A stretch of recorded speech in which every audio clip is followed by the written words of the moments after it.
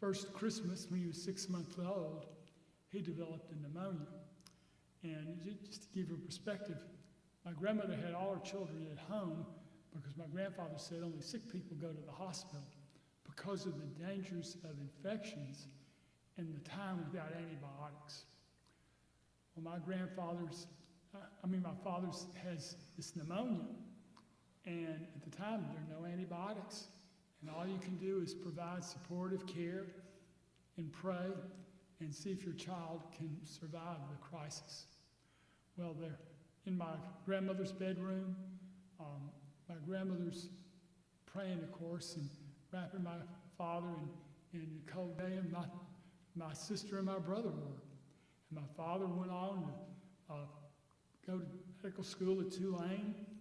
He did a residency at Mayo's, took care of people 25 years in ENT, and those series of events, none of that would have happened without, what to me is a miracle.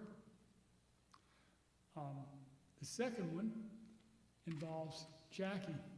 As some of y'all know, it's 30 years ago now. We found out Jackie had a brain tumor. And we go from a Friday evening where we went to a little theater to a Saturday morning where she was by the refrigerator and her legs started shaking. Kind of threw herself against the refrigerator and didn't think much of it. But then when we was taking Walter to a birthday party, coming back, her legs started shaking again. And we said, well, maybe we better talk to Chuck. And Chuck Morgan and come to St. Francis on us. They do a CAT scan and there's something there. Looks like a tumor. And I have 2 and 4-year-old children. How am I ever going to deal with that?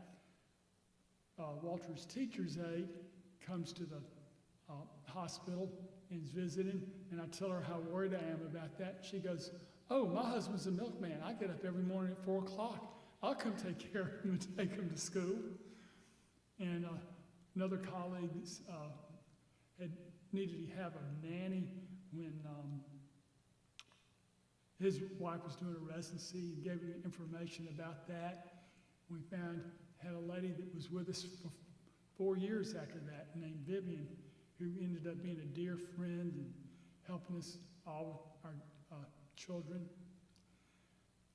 But at any rate, when Jackie's tumor was removed on that Monday morning, the tissue diagnosis comes back as something that would, as a physician, knew had a poor prognosis.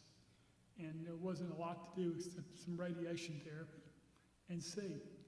And for about every 6 months for a couple of years, we'd always have to have an MRI.